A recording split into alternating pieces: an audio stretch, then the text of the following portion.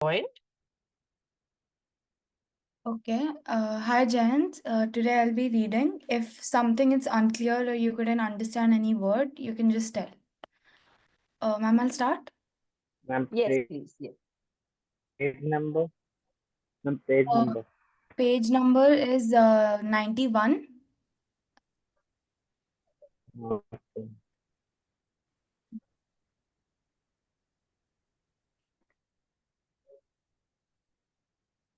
Okay, I'll start now.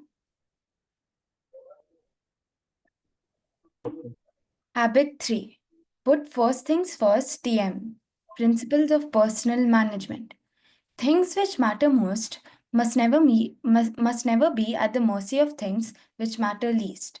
This was quoted by Goethe. Ma'am, excuse me. Yeah. Ma'am, Sorry, I couldn't hear mercy you. means, what does mercy mean, ma'am? Mercy. Hello? Yeah, Yes, ma'am. mercy.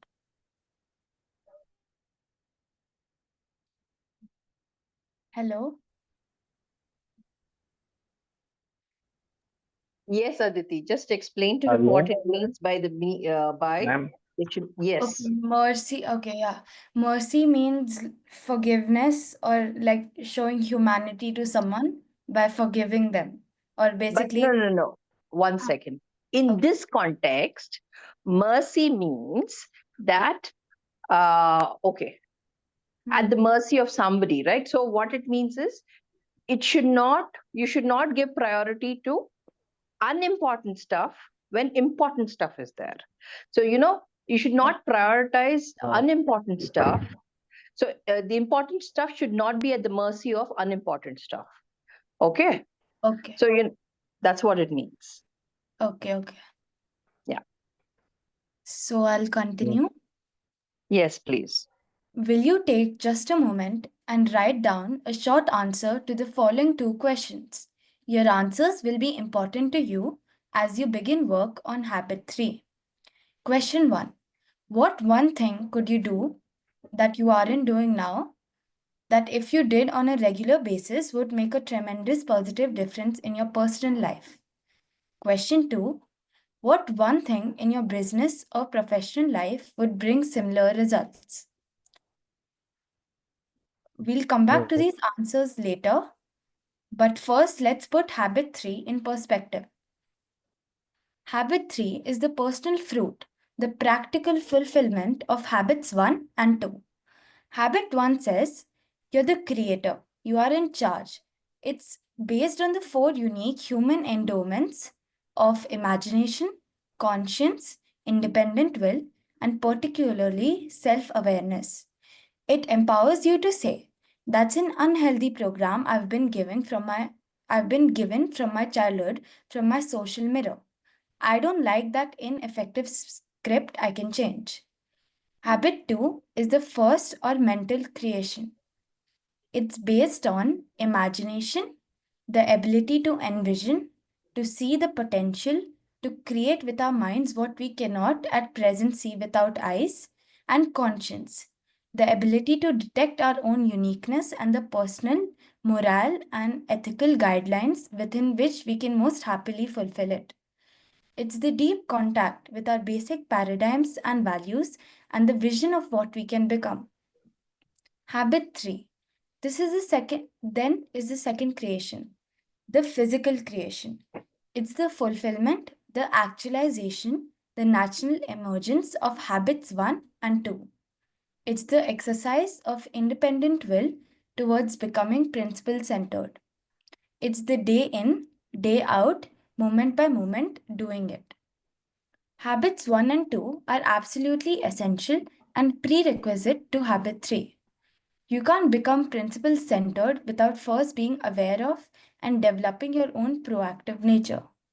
You can't become principle centered without first being aware of your paradigms and understanding how to shift them and align them with principles. You can't become principle centered without a vision of and a focus on the unique contribution that is yours to make. But with that foundation, you can become principle centered day in and day out, moment by moment, by living habit 3, by practicing effective self management. Management, remember, is clearly different from leadership. Leadership is primarily a high powered right brain activity. It's more of an art. It's based on a philosophy. You have to ask the ultimate questions of life when you're dealing with personal leadership issues. But once you have dealt with those issues, once you have resolved them, you then have to manage yourself effectively to create a life congruent with your answers. The ability to manage well doesn't make much difference if you're not even in the right jungle. But if you are in the right jungle, it makes all the difference. In fact, the ability to manage well determines the quality and even the existence of the second creation. Management is the breaking down, the analysis, the sequencing, the specific application, the time bound left brain aspect of effective self government. My own maxim of personal effectiveness is this: manage from the left, lead from the right. The power of independent will. In addition to self awareness, imagination, and conscience, it is the fourth human endowment, independent will, that really makes effective self management possible. It is the ability to make decisions and choices and to act in accordance with them. It's the ability to act rather than to be acted upon. To proactively carry out the program we have developed through the other three endowments. The human will is an amazing thing. Time after time, it has triumphed against unbelievable odds. The Helen Kellers of this world give dramatic evidence to the value, the power of the independent will. But as we examine this endowment in the context of effective self management, we realize it's usually not the dramatic, the visible, the once in a lifetime, up by the bootstraps effort that brings enduring success. Empowerment comes from the learning how to use this great endowment in the decisions we make every day. The degree to which we have developed our independent will in our everyday lives is measured by personal integrity. Integrity is fundamentally the value we place on ourselves. It's our ability to make and keep commitments to ourselves, to walk our talk. It's honor with self. Yeah, okay. It's honor with self, a fundamental part of the character ethic, the essence of proactive growth. Effective management is putting first things first, while leadership decides what first things are. It is management that puts them first, day by day, moment by moment. Management is discipline, carrying it out. Discipline derives from disciple to a philosophy, disciple to a set of principles, disciple to a set of values, disciple to an overriding purpose, to a superordinate goal or a person who represents that goal. In other words, if you are an effective manager of yourself, your discipline comes from within. It is a function of your independent will. You are a disciple, a follower of your own deep values and their source. And you have the will, the integrity to subordinate your feelings, your impulses, your moods to those values. One of my favorite essays is The Common Denominator of Success, written by E.M. Gray. He spent his life searching for the one denominator that all successful people share. He found it wasn't hard work, good luck, or astute human relations, though Excuse those me. were, yeah, What does acute human relations mean? I Astute can't. means astute means smart. Astute means very shrewd, very wise. Okay, ma'am. Though those were all Okay, ma'am. important. Thanks. The one factor that seemed to transcend all the rest embodies the essence of habit 3, putting first things first. The successful person has the habit of doing the things failures don't like to do. He observed. They don't like doing them either necessarily. but their disliking is subordinated to the strength of their purpose. The subordination requires a purpose, a mission, a habit to clear sense of direction and value, a burning. Yes, inside that makes it possible to say no to other things. It also requires independent will, the power to do something when you don't want to do it, to be a function of your values rather than a function of the impulse or desire of any given moment. It's the power to act with integrity to your proactive first creation. 4 generations of time management. In Habit 3, we are dealing with many of the questions addressed in the field of life and time management. As a long-time student of this fascinating field, I'm personally persuaded that the essence of the best thinking in the area of time management can be captured in a single phrase: organize and execute around priorities. That phrase represents the evolution of 3 generations of time management theory and how to best do it. It is the focus of a wide variety of approaches and materials. Personal management has evolved in a pattern similar to many others of human endeavor. Major developmental thrusts, or waves, as Alvin Toffler calls them, follow each other in a succession, each adding a vital new dimension. For example, in social development, the agricultural revolution was followed by the industrial revolution, which is followed by the informational revolution. Each succeeding wave created a surge of social and personal progress. Likewise, in the area of time management, each generation builds on the one before it. Each one moves us toward greater control of our lives.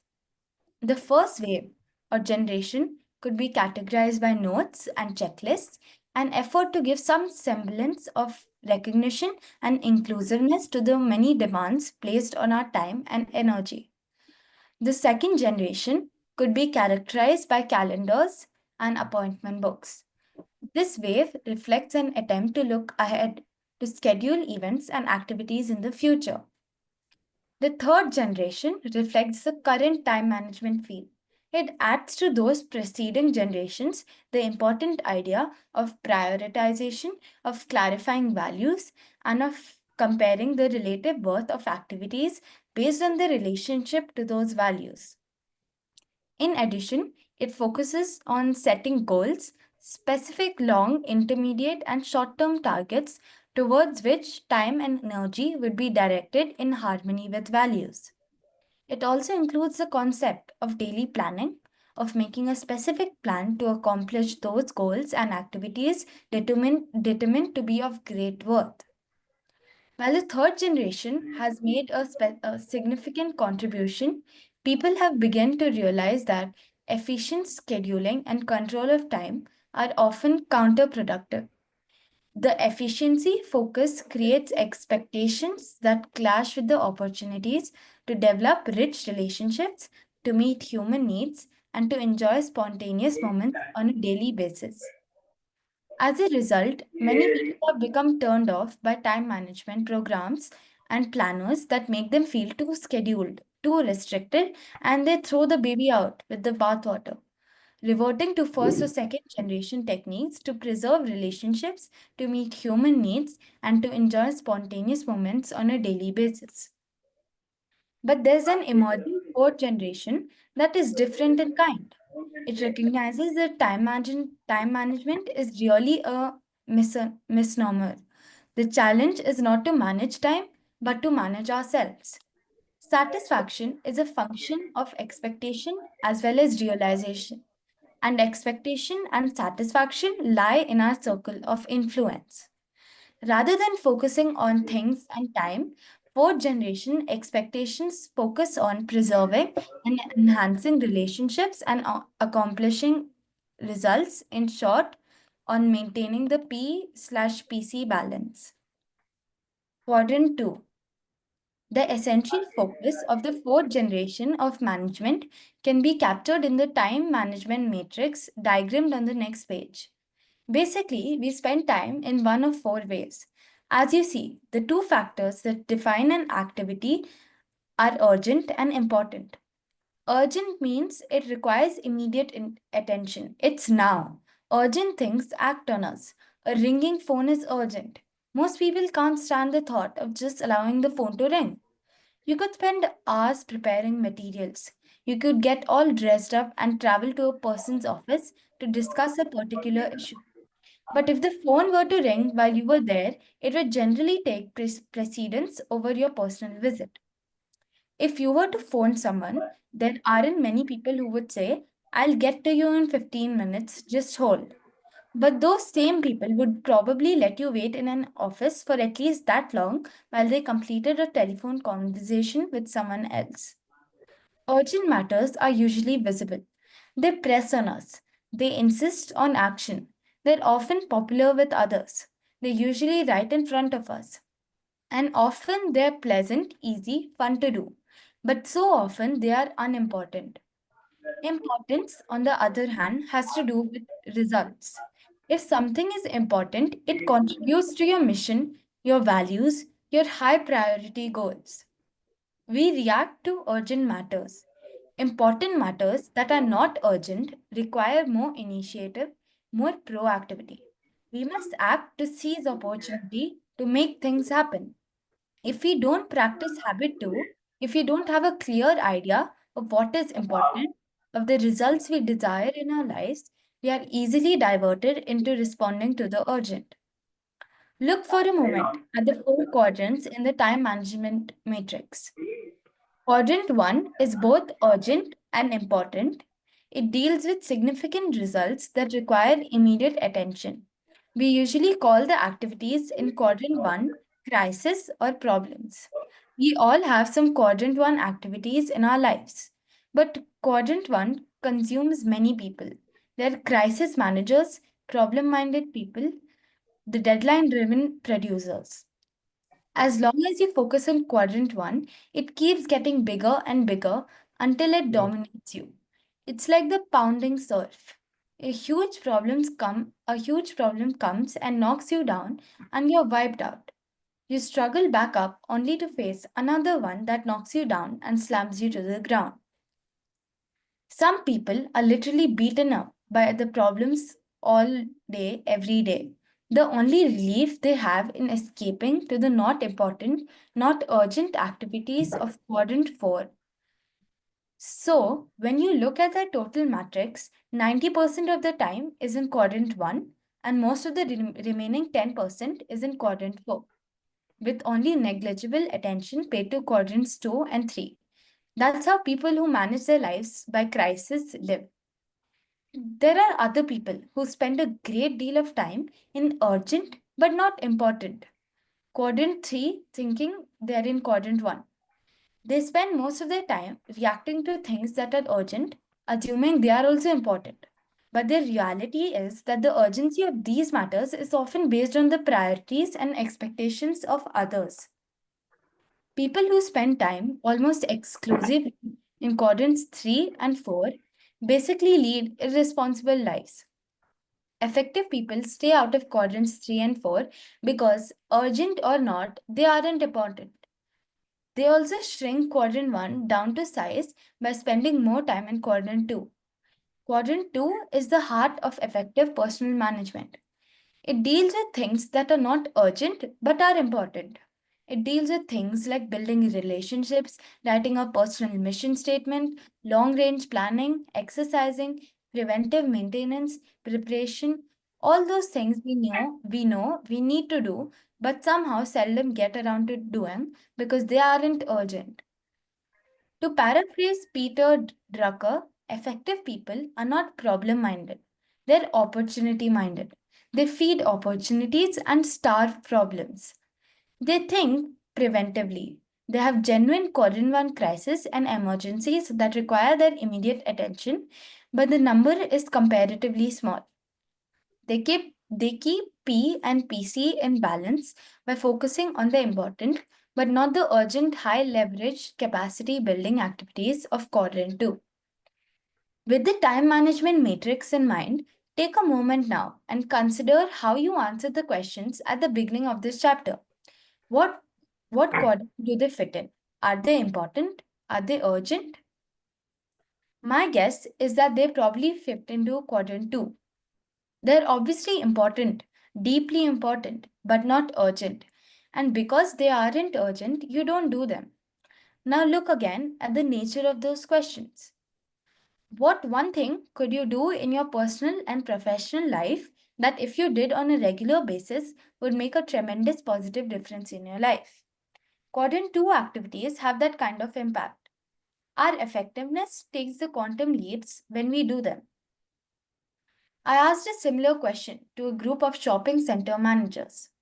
If you were to do one thing in your professional life that you know would have enormously positive effects on the results, what would it be?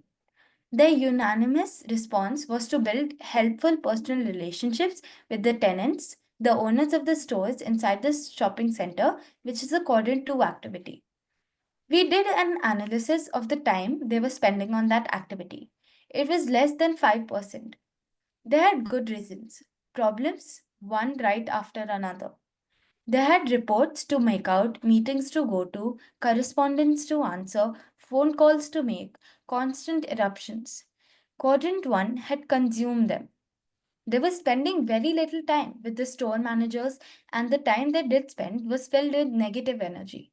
The only reason they visited the store managers at all was to enforce the contract, to collect the money, or discuss advertising or other practices that were out of harmony with center guidelines, or some similar thing. The store owners were struggling for survival, let alone prosperity. They had employment problems, cost problems, inventory problems, and a host of other problems. Most of them had no training in management at all. Some were fairly good merchandisers, but they needed help. Uh, Ma'am, should I wait? Jayant left. Yeah, I think he got disconnected. Okay, just let's wait. Let me ask him if he's coming. Yes, sure. Yeah, 1 second, Jayant.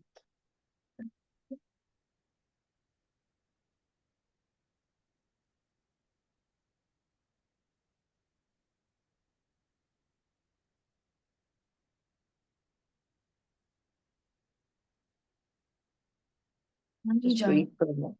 Yeah, he joined? Yeah, Yeah. okay. Jayant, I'll continue. Ma'am,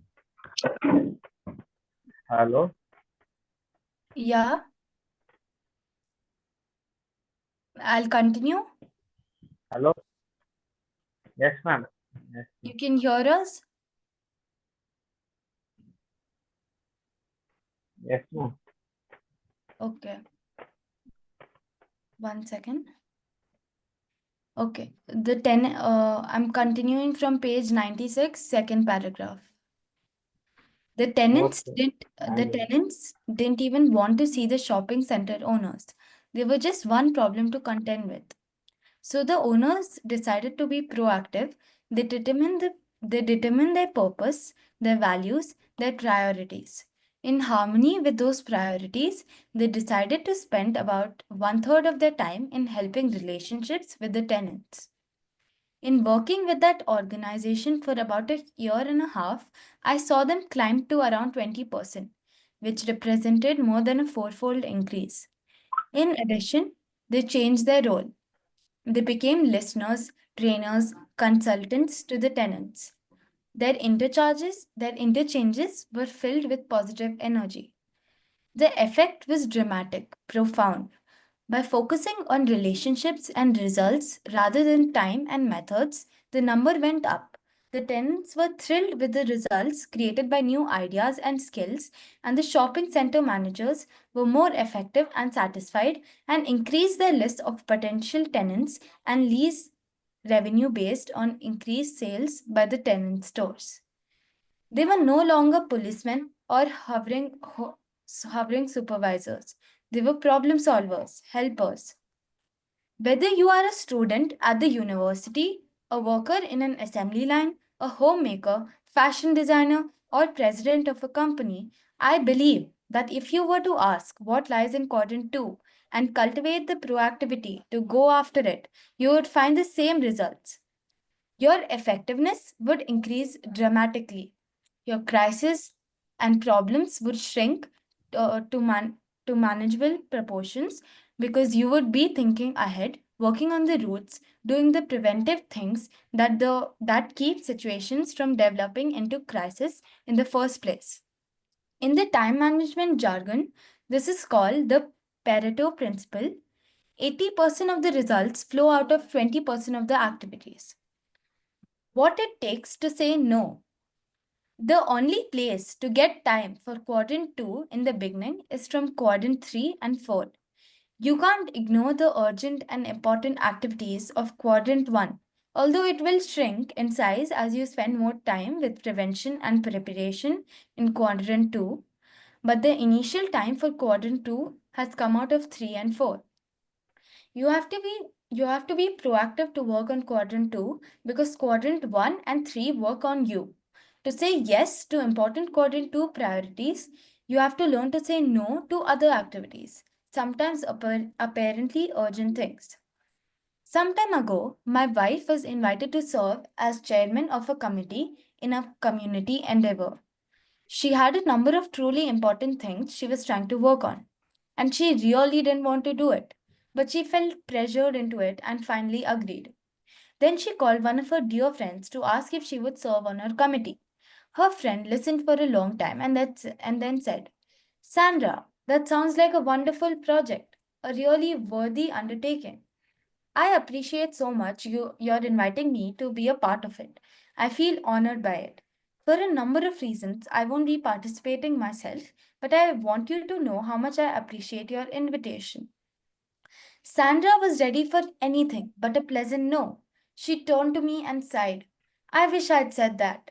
I don't mean to imply that you shouldn't be involved in significant service projects. Those things are important, but you have to decide what your highest priorities are and have the courage, pleasantly smiling, no apologetically, to say no to other things. And the way you do that is by having a bigger yes burning inside. The enemy of the best is often the good. Keep in mind that you're always saying no to something. If it isn't to the apparent urgent things in your life, it is probably to the more fundamental, highly important things. Even when the urgent is good, the good can keep you from your best, keep you from your unique contributions if you let it. When I was director of university relations at a large university, I hired a very talented, proactive creative writer. One day, after he had been on the job for a few months, I went into his office and asked him to work on some urgent matters that were pressing on me. He said, Stephen, I'll do whatever you want me to do. Just let me share with you my situation. Then he took me over to his wallboard, where he had listed over 2 dozen projects he was working on, together with performance criteria and deadline dates that had been clearly negotiated before. He was highly disciplined, which is why I went to see him in the first place. If you want to get something done, give it to a busy man. Then he said, Stephen, to do the jobs that you want done right would take several days. Which of these projects would you like me to delay or cancel to satisfy your request? Well, I didn't want to take the responsibility for that. I didn't want to put a cog in the wheel of one of the most productive people on the staff just because I happened to be managing by crisis at that time. The jobs I wanted done were urgent but not important. So I went and found another crisis manager and gave the job to him. We say yes or no to things daily, usually many times a day. A center of correct principles and a focus on our personal mission empowers us with wisdom to make those judgments effectively. As I work with different groups, I tell them the essence of effective time and life management is to organize and execute around balanced priorities. Then I ask this question: if you were to fault yourself in one of the three areas, which would it be? First one, the inability to prioritize. Second one, the inability or desire to organize around those priorities. Or third one, the lack of discipline to execute around them, to stay with your priorities and organization. Most people say their main fault is a lack of discipline. On deeper thought, I believe that this is not the case. The basic problem is that their priorities have not become deeply planted in their hearts and minds. They haven't really internalized habit too. There are many people who recognize the value of quadrant 2 activities in their lives, whether they identify them as such or not, and they attempt to give priority to those activities and integrate them into their lives through self discipline alone. But without a principal center and a personal mission statement, they don't have the necessary foundation to sustain their efforts. They're working on the leaves, on the attitudes and the behaviors of discipline without even thinking to examine the roots, the basic paradigms from which their natural attitudes and behaviors flow. A quadrant 2 focus is a paradigm that grows out of a principal center. If you're centered on your spouse, your money, your friends, your pleasure, or any extrinsic factor, you will keep getting thrown back into quadrants 1 and 3, reacting to the outside forces your life is centered on. Even if you're centered on yourself, you'll end up in 1 and 2 reacting to the impulse of the moment. Your independent will alone cannot effectively discipline against your center. In the words of the architectural maxim, form follows function. Likewise, management follows leadership. The way you spend your time is a result of the way you see your time and the way you really see your priorities. If your priorities grow out of a principal center and a personal mission, if they're deeply planted in your heart and in your mind, you'll see quadrant 2 as a natural, exciting place to invest your time. It's almost impossible to say no to the popularity of quadrant 3 or to the pleasure of escape to quadrant 4 if you don't have a bigger yes burning inside. Only when you have the self awareness to examine your program and the imagination and conscience to create a new, unique, principle centered program to which you can say yes, only then will you have sufficient independent willpower to say no with a genuine smile to the unimportant. Moving into quadrant 2. If quadrant 2 activities are clearly the heart of personal management, the first things we need to put first, then how do we organize and execute around those things? The first generation of time management does not even recognize the concept of priority. It gives us notes and to do lists that we can cross off, and we feel a temporary sense of accomplishment every time we check something off. But no priority is attached to items on the list. In addition, there's no correlation between what's on the list and our ultimate values and purposes in life. We simply respond to whatever penetrates our awareness and apparently needs to be done. Many people manage from this first generation paradigm. It's the course of least resistance. There's no pain or strain. It's fun to go with the flow. Externally imposed disciplines and schedules give people the feeling that they aren't responsible for results. But first generation managers, by definition, are not effective people. They produce very little, and their lifestyle does nothing to build their production capability. Buffeted by outside forces, they're often seen as undependable and irresponsible, and they have very little sense of control and self esteem. Second generation managers assume a little more control. They plan and schedule in advance and generally are seen as more responsible because they show up when they're supposed to. But again, the activities they schedule have no priority or recognized correlation to deeper values and goals. They have few significant achievements and tend to be schedule oriented. Third generation managers take a significant step forward. They clarify their values and set goals. They plan each day and prioritize their activities. As I have said, this is where most of the time management field is today. But this third generation has some critical limitations. First, it limits vision, daily planning often misses important things that can only be seen from a larger perspective. The very language daily planning focuses on the urgent, the now, while third generation prioritization provides order to activity. It doesn't question the essential importance of the activity in the first place. It doesn't place the activity in the context of principles, personal mission, roles, and goals.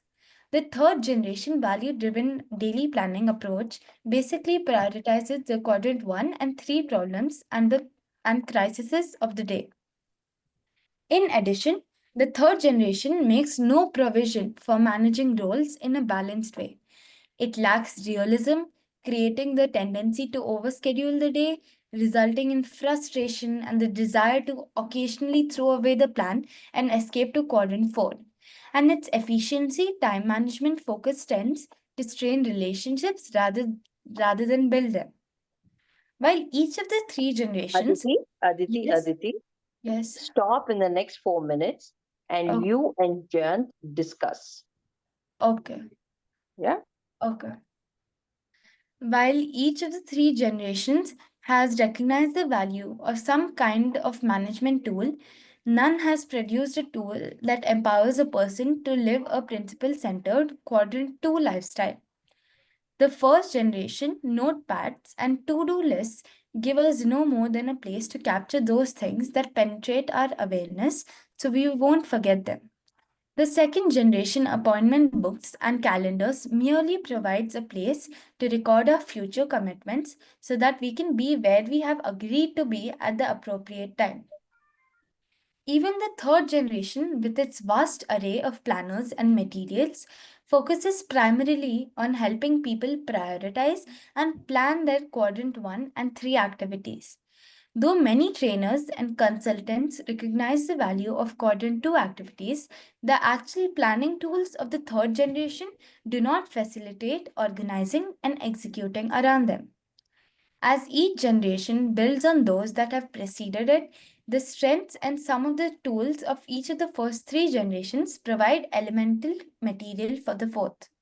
But there's an added need for a new dimension, for the paradigm and the implementation that will empower us to move in quadrant 2, to become principle centered and to manage ourselves to do what is truly most important. The quadrant 2 tool. The objective of quadrant 2 management is to manage our lives effectively from a center of sound principles for a knowledge of our personal mission, with a focus on the important as well as the urgent, and within the framework of maintaining a balance between increasing our production and increasing our production capability. This is admittedly an ambitious objective for people caught in the thick of thin things in quadrants 3 and 4, but striving to achieve it will have a phenomenal impact on personal effectiveness. A quadrant 2 organizer will need to meet six important criteria. First one is coherence. Coherence suggests that there is harmony, unity, and integrity between your vision and mission, your roles and goals, your priorities and plans, and your desires and discipline. In your planner, there should be a place for your personal mission statement so that you can constantly refer to it.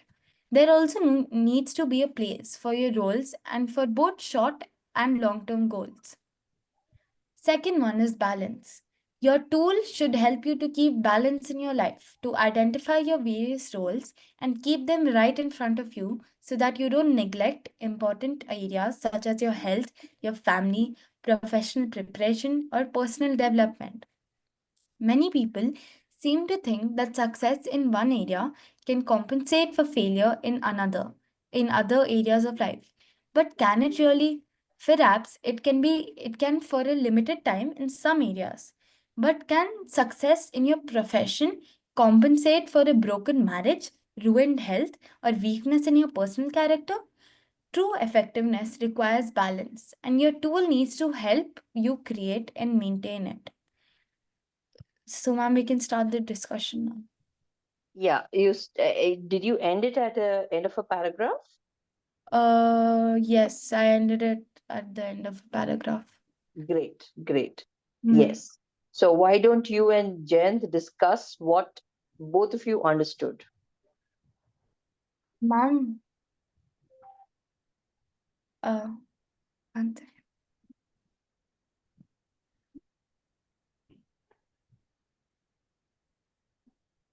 Jayant, what did you understand? Yes, ma'am. What did you understand? Mm, Three habits will focus on self-management. Okay. Hello, ma'am. Yes, yes, yes. Please tell me. I can hear you. Yes, ma'am. Leadership is about identifying right path. Okay. Mm,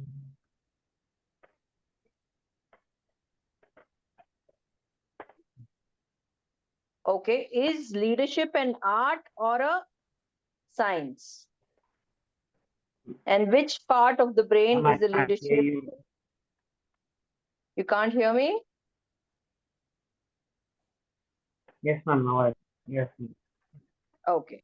So, can you tell me which part of the brain did he say leadership is there?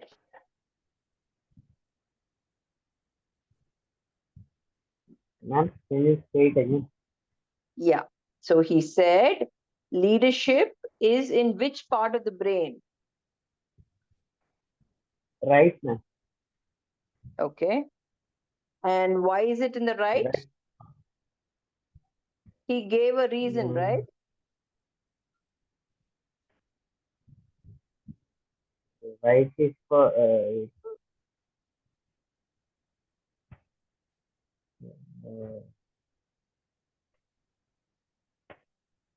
Okay, forget that. You can always look at it up later. creativity. Creativity is Okay. in right brain. Yes. So leadership is creative, right? Sorry, ma'am. Yes, ma'am. Yes, Aditi. Yeah. Okay. And another thing is I want both of you to tell me which part of the this thing did you like and why?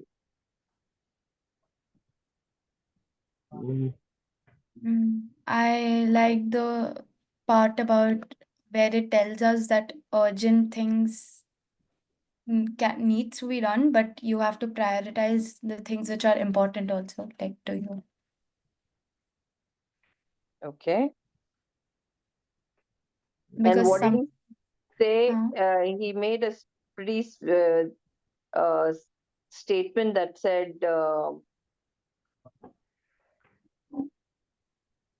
Yeah. yeah.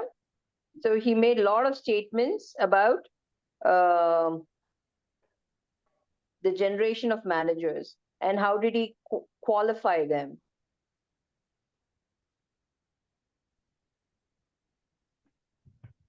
right? Did he not say that, this generation of managers there, this generation of managers there? So how did he qualify them? How did he say what did he say which generation manager has what strength? By how they prioritize the activities based on quadrant 1 to 4. Okay, and can you describe quadrant 1 to 4? Jayant, you also go after Aditi ma'am. Mm. ma'am. I said you also write about, you also speak about what the 4 quadrants are.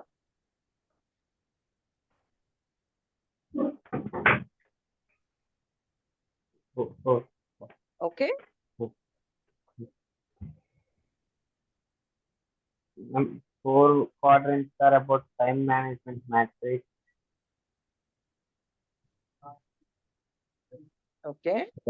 They help us to prioritize tasks based on our urgency and importance. Okay.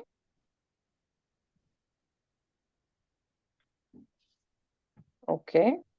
Mm, uh,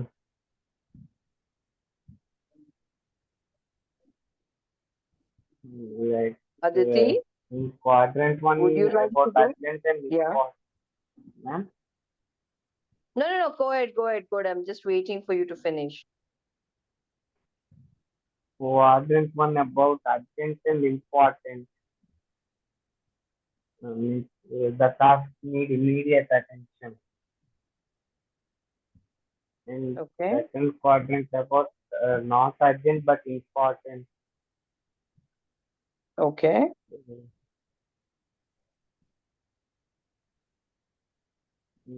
Third quadrant is urgent but not important. Okay. But I thought you just said Fourth, that. no, ma'am. Second quadrant I said that not urgent but important. Okay. Third quadrant about urgent but not important. Okay. Fourth is about not urgent and not important, like time wasting things.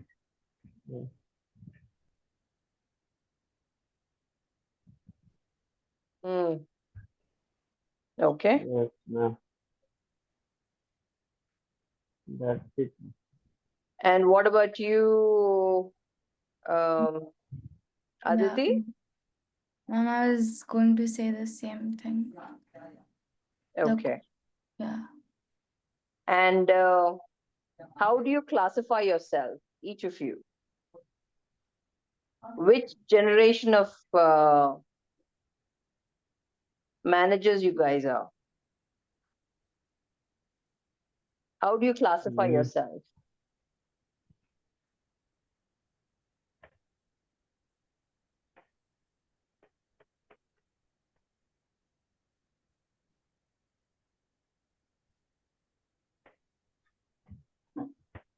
Okay, forget it. So I want each of you to uh, give me one example of how you have, what are the, what did you just say, the different quadrants, right? So different yes, quadrants, ma'am. uh, according to you, what is the uh, task that comes under each quadrant? Ma'am, could you Personally, repeat your question? Oh, I said personally, could each of you give me an example of which quadrant falls under, I mean, which tasks falls under which quadrant in your life? ma'am. Ma'am, quadrant one, urgent and important, like health emergencies, Okay. and then quadrant two, not urgent but important, like uh, exercise, Okay. ma'am, exercise, and That's what that guy said, man. I want learning. you people to tell. Um, Yes, Aditi, go ahead. yeah, 1 second, ma'am.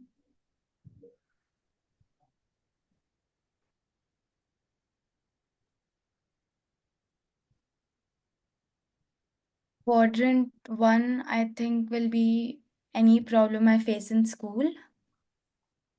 Okay. Yeah. If there's a sudden problem, if it's an event or a team activity and one person backs out suddenly, then to arrange for one more person or something like that. Quadrant three, which are urgent but not important, is 1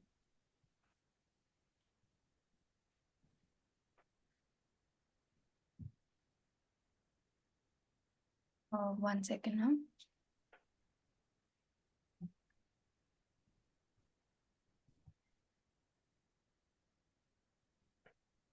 Okay, quadrant two for me will be exercising. They've already mentioned that, but yeah, exercising or working out or making new friends.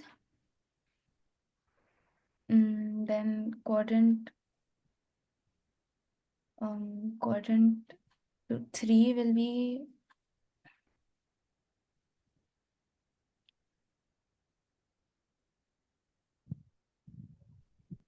okay. Quadrant 3 will be any school activity, like as I gave the example of events, like if something happens in a team event, that will be quadrant 3. Quadrant 1 will be something related to my study. Yes. See, here you have to choose Yeah. what is the most important thing. Is your studies right now, right? Yeah, it's my studies. Yeah. Yes. So once it's your studies, everything else will fall into place, Yeah. right? Yes. So your first quadrant has to be your studies Yes. or whatever your career goals are. Hmm. And then, uh, okay, sometimes what happens, you've taken up extra curricular activities because it'll help you with your career in your college applications and stuff like that, Yeah. right? Yes. So that also has its own it's not necessary that it has to happen the same time, but it is necessary. Yes. So that's for quadrant 2. Yes. Okay. And what does quadrant 3 said? It's urgent but not important. Mm. My friend is calling me. I'm in the middle of a meeting. She's going on calling me. She's bullet calling me. That's quadrant 3. Yeah. Yes. That's what happened right now. My friend was calling. Okay. She called many times. Okay.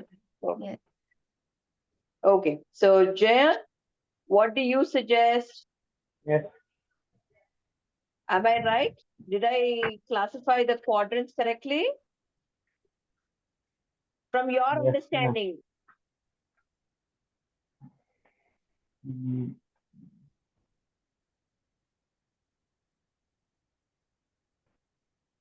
Okay. mm, no idea. No idea. Okay. See, the whole point is, Jayan, of this exercise for not only you, for all of us. You know, the reason why I like this book reading session so much is because it's making me think. And I really appreciate the uh, fact that it's making me think. Right? So I want, see, reading a book is all well and good. It doesn't help, especially these kind of books. Self-help books are the best when you can apply it. And how will you be able to apply it?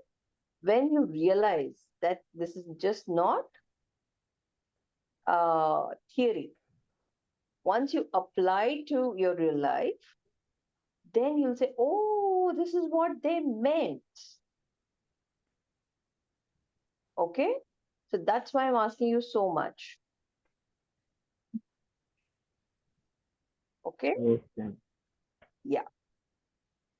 Because the whole point of this thing is it should not be, okay, ma'am asked, I told. No, ma'am asked, she made me think, right? I want you people to think.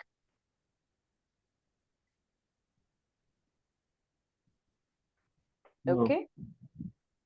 Okay, what's the time now? It's Yes, time ma'am. to, we are done with our discussion. So I want tomorrow, I want both of you, I don't know who's the reader tomorrow, not you, Aditi. I will check with who's the reader tomorrow and we'll have a discussion further. Okay? Okay. Thank you so much, Aditi. Thank you, Jayant. Thank you, Thank you, ma'am. Thank you, ma'am. Sandhya. Thank you, ma'am. Thank you, Jayant. Thank you.